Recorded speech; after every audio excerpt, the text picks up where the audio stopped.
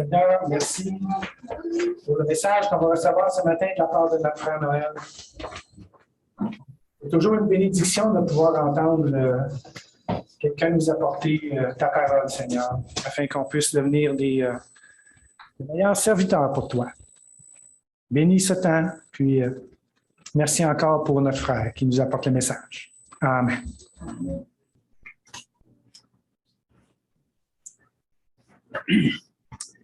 Alors, ce matin, c'est le 22e enseignement dans Romains.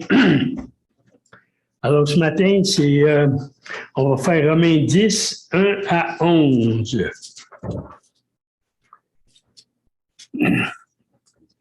Alors, je vais le lire, je vais commencer par lire un petit bout, là, puis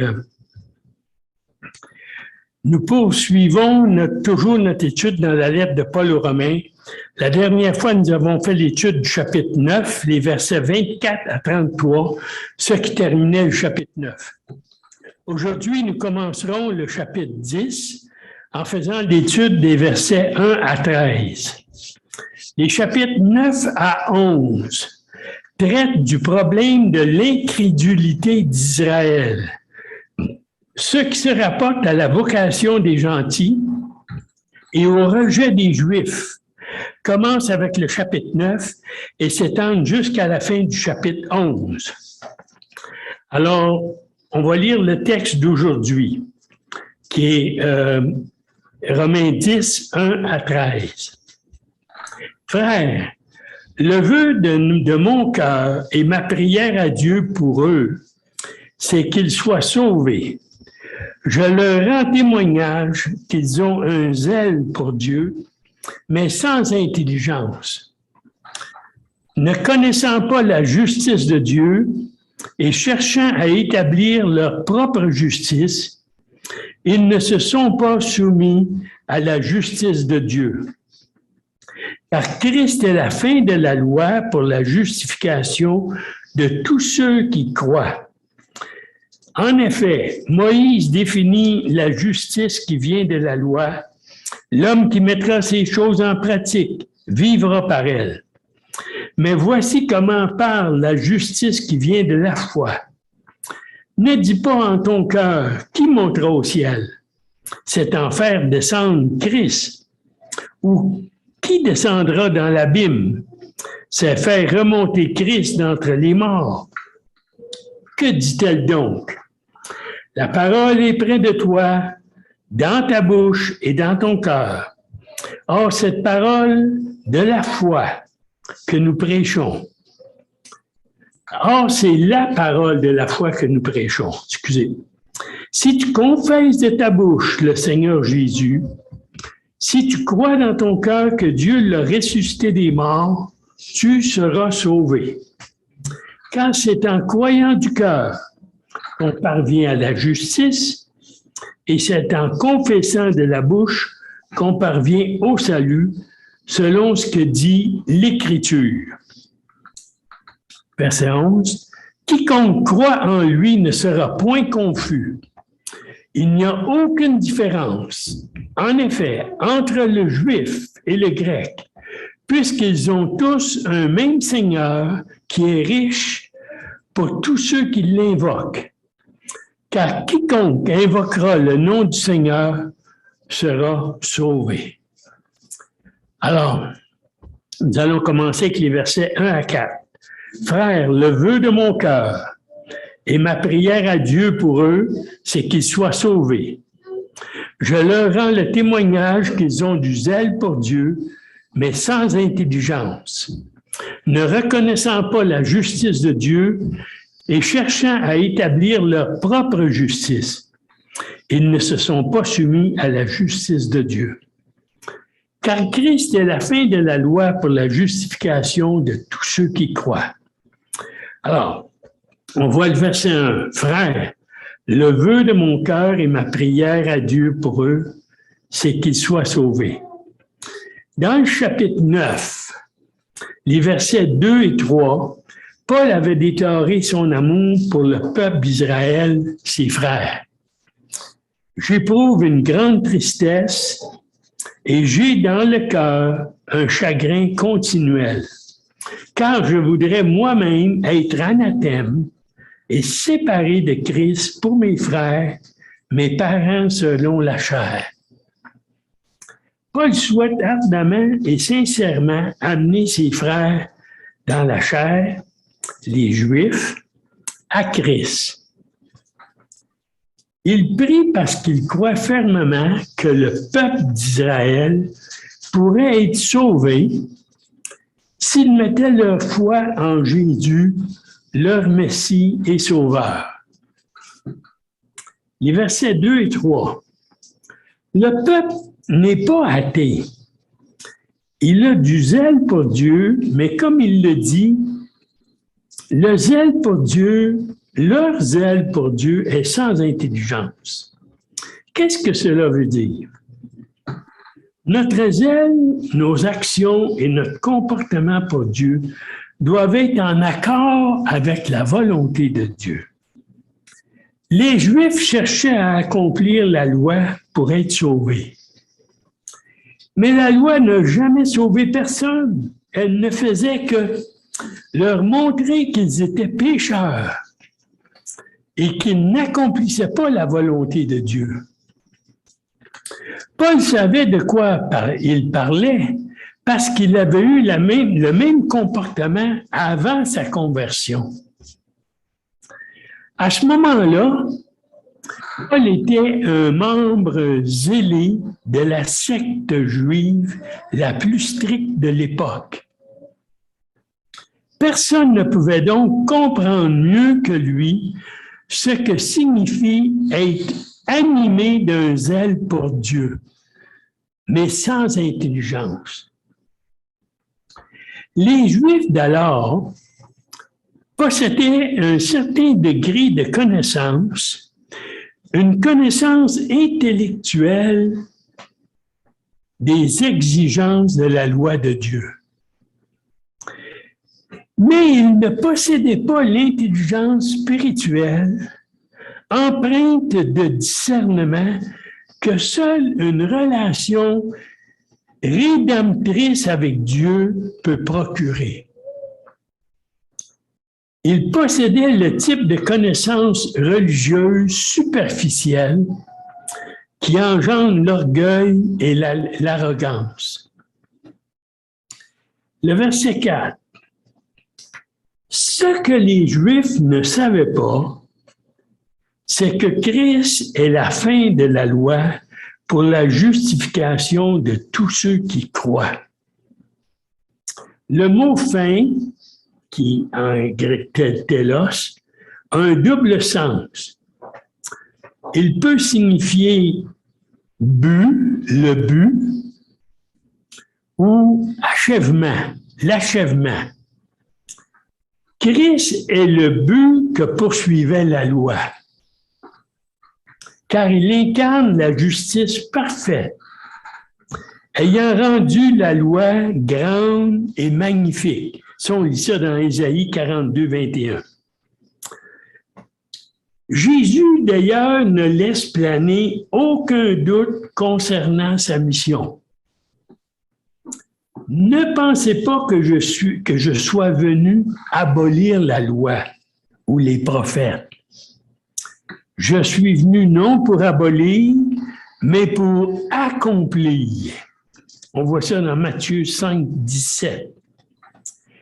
La loi est accomplie par tous ceux qui sont en Christ. Mais Christ est aussi le point final de la loi. Avec Christ, l'ancienne dispensation dont la loi faisait partie est arrivée à son terme pour être remplacée par une nouvelle dispensation, celle de l'Esprit. Dans ce principe nouveau, la vie et la justice sont accordées par la foi en Christ. C'est pourquoi nul n'a plus besoin de rechercher ces bénédictions par le moyen de la loi. On va continuer avec les versets 5 à 8. En effet, Moïse définit ainsi la justice qui vient de la loi. L'homme qui mettra ces choses en pratique vivra par elles. Mais voici comment parle la justice qui vient de la foi. Ne dis pas en ton cœur qui montera au ciel, c'est en faire descendre Christ. Ou qui descendra dans l'abîme, c'est faire remonter Christ d'entre les morts. Que dit-elle donc? La parole est près de toi, dans ta bouche et dans ton cœur. Or, c'est la parole de la foi que nous prêchons. Le verset 5. En effet, Moïse définit ainsi la justice qui vient de la loi. L'homme qui mettra ces choses en pratique vivra par elles. Dans le langage de l'Ancien Testament, nous pouvons discerner la différence entre les paroles de la loi et celles de la foi. Dans Lévitique 18:5, Dieu avait dit à Moïse, « L'homme qui la mettra en pratique, autrement dit, qui obéira à ses ordonnances, vivra par elles. » La loi est capable de procurer la vie ou le salut à celui qui accomplit parfaitement la moindre de ses prescriptions. Comme personne n'a jamais réussi à le faire, la loi n'a sauvé personne. Cette affirmation présente un idéal qu'aucun pécheur ne peut réaliser. Ce passage affirme seulement que s'il était possible de mettre la loi en pratique de façon parfaite et définitive, l'homme ne serait pas condamné. Toutefois, la loi fut donnée à des hommes déjà pécheurs et déjà condamnés à mort. Même si à compter de ce jour, ils avaient pu appliquer la loi parfaitement, ils auraient néanmoins été perdus car Dieu exige un paiement pour les péchés passés. Ainsi, tout espoir d'obtenir la justification par l'obéissance à la loi est voué à l'échec dès le début. Je répète ça. Tout espoir d'obtenir la justification par l'obéissance à la loi est voué à l'échec dès le début. On va continuer avec les versets 6 à 8. Mais voici comment parle la justice qui vient de la foi. Ne dis pas en ton cœur qui montera au ciel, c'est en faire descendre Christ. Ou qui descendra dans l'abîme, c'est faire remonter Christ d'entre les morts. Que dit-elle donc? La parole est près de toi, dans ta bouche et dans ton cœur. Or, c'est la parole de la foi que nous prêchons. Afin de montrer que le langage de la foi diffère considérablement de celui de la loi, Paul paraphrase le texte de Deutéronome 30, 12 et 13. Il n'est pas dans le ciel pour que tu dises qui montera pour nous au ciel et ira le chercher.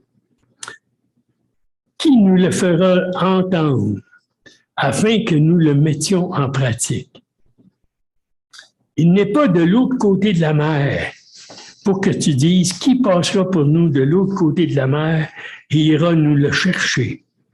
Qui nous le fera entendre afin que nous le mettions en pratique. Fait intéressant dans son contexte. Ce passage de Deutéronome ne se réfère nullement à la foi et à l'Évangile, mais à la loi. Et plus précisément à la loi et au commandement. Reviens à l'Éternel ton Dieu de tout ton cœur et de toute ton âme. Deutéronome 30, 10. Dieu déclare que la loi n'est pas cachée, lointaine ou inaccessible. L'homme n'est obligé d'y aller au ciel, l'homme n'est obligé d'y aller au ciel ni de traverser la mer pour la trouver. Elle est à portée de la main et attend son obéissance. Mais l'apôtre Paul prend ces paroles et les applique à l'Évangile. En effet, le langage de la foi ne demande pas à l'homme de monter au ciel pour en faire descendre Christ. Une telle tentative serait non seulement totalement impossible, mais parfaitement inutile. Car Christ est déjà venu ici-bas en son incarnation. On va continuer avec les versets 9 à 13. Si tu confesses de ta bouche le Seigneur Jésus, si tu crois dans ton cœur que Dieu l'a ressuscité des morts, tu seras sauvé. Car c'est en croyant du cœur qu'on parvient à la justice. Et c'est en confessant de la bouche qu'on parvient au salut.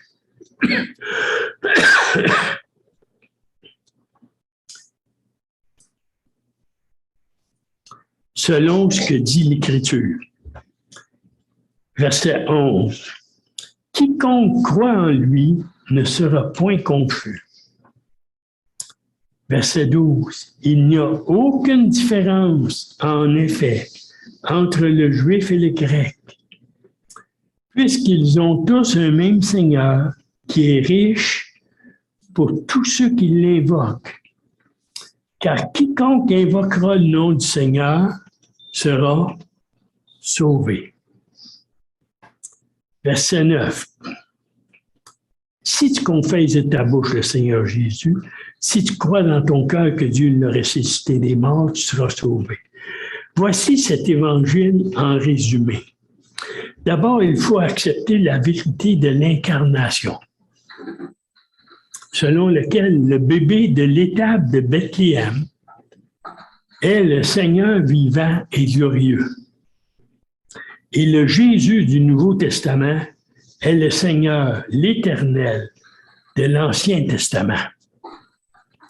Ensuite, il faut accepter la vérité de sa résurrection, avec tout ce qu'elle implique.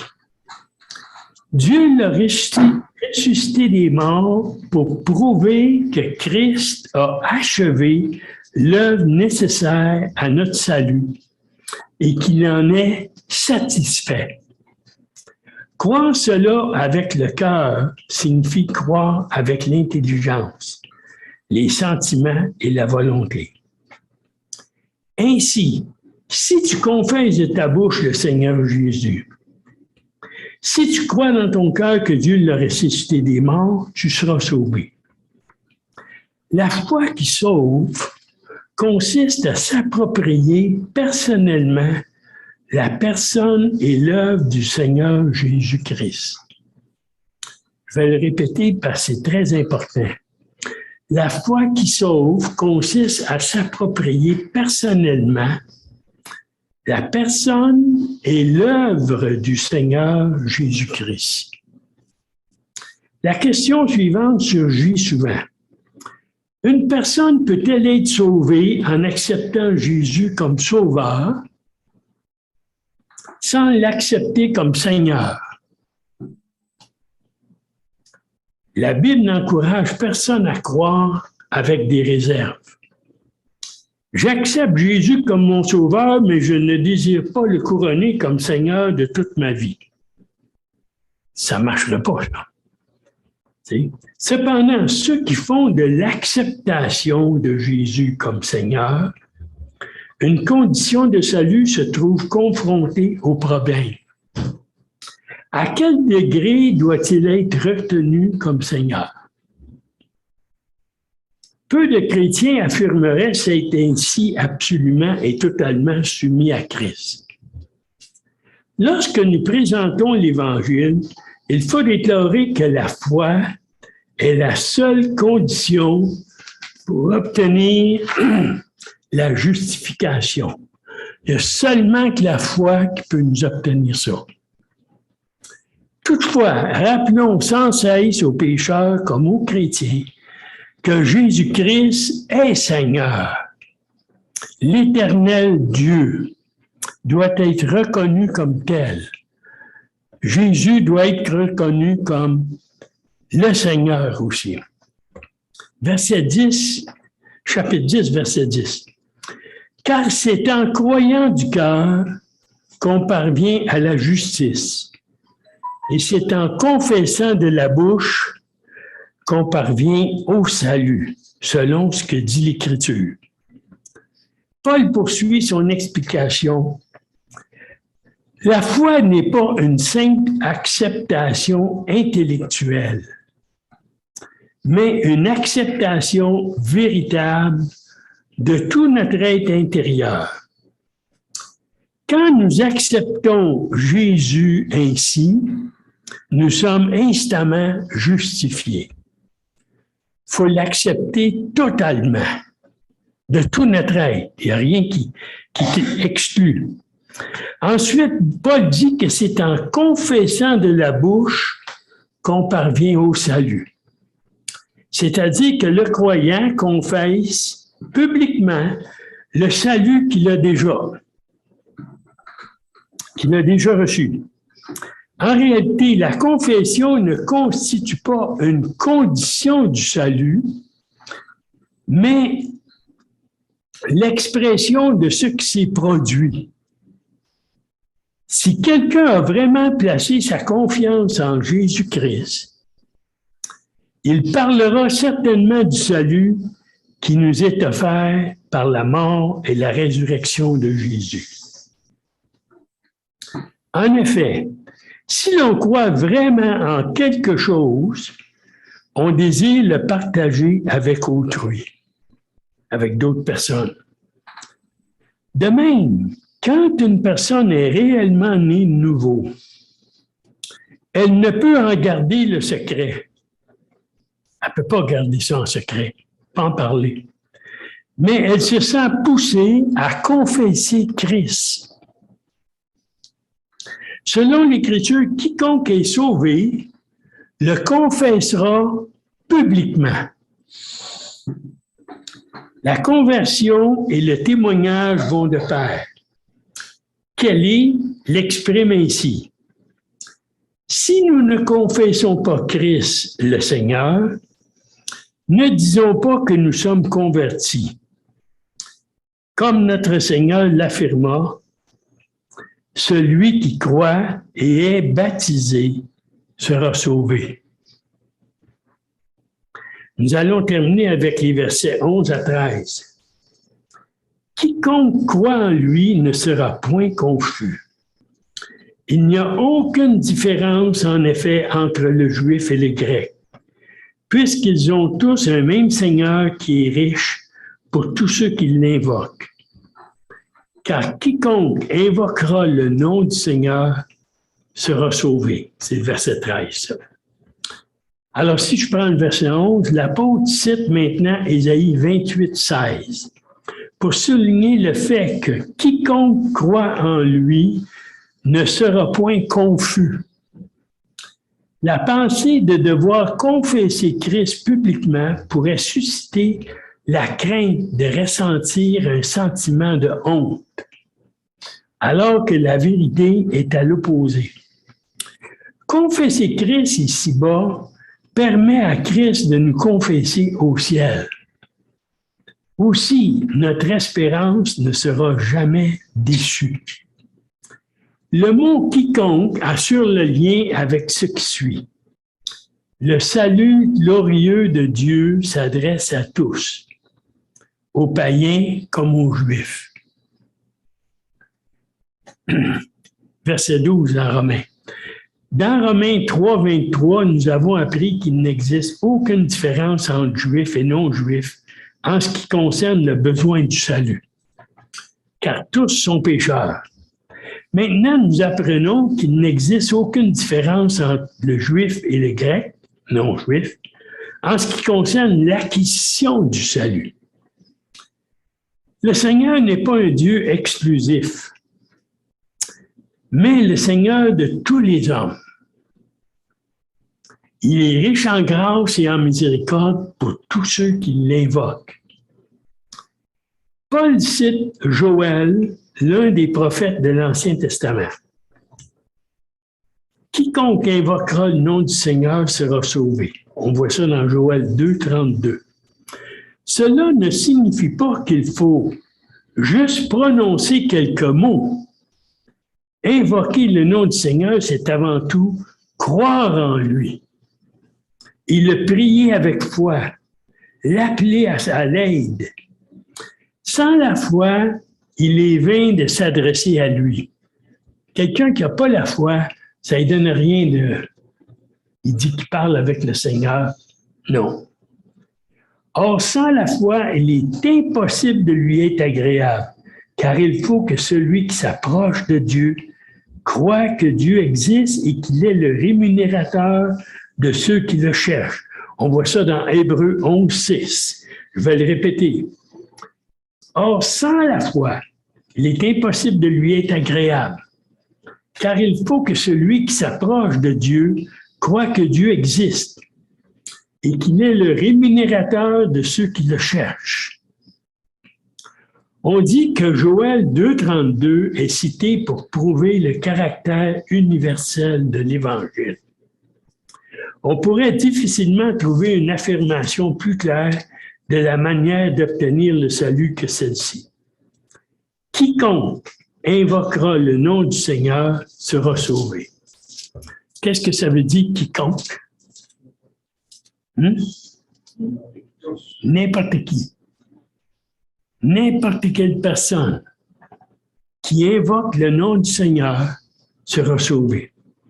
Ce salut destiné à tous, à la seule condition qu'ils invoquent le nom du Seigneur, le Seigneur, avait été annoncé déjà par Joël 2,32, qui dit « Alors, quiconque invoquera le nom du Seigneur, le nom de l'Éternel, sera sauvé. » En appliquant à Jésus-Christ cette parole que le prophète avait dite de l'Éternel, Paul montre qu'il ne le sépare pas de Dieu, dont il est la parfaite révélation. Je répète ça. En appliquant à Jésus-Christ cette parole que le prophète avait dite de l'Éternel, Paul montre qu'il ne le sépare pas de Dieu, dont il est la parfaite révélation. Alors ici, on parle de Jésus-Christ et Dieu le Père. Alors ça termine notre étude pour aujourd'hui. OK, je vais terminer par une prière. Seigneur, en étudiant ces textes, on voit que ton cheminement, comment est-ce que tu as cheminé au cours des siècles, et ainsi de suite. Comment est-ce que l'homme s'est approché de toi, comment tu l'as encouragé, comment tu l'as reçu, jusqu'à ce qu'ils deviennent tes enfants. Seigneur, c'est impensable que le Dieu de l'univers, puis nous, on t'a rejeté au début complètement, mais tu nous as aimés, tu nous aimais, et tu as voulu qu'on devienne tes enfants, Seigneur, qu'on t'appartienne. Alors, ceux qui veulent mettre toute leur confiance en toi, qui veulent marcher avec toi, ils deviennent tes enfants. C'est pas croyable, on fait partie on est un enfant du Dieu créateur qui a tout créé, puis qui a envoyé son Fils sur la croix mourir pour nous. Alors, on te remercie, Seigneur, on bénit ton nom et continue à ouvrir notre intelligence pour qu'on comprenne vraiment tout ce que tu veux pour nous. Amen.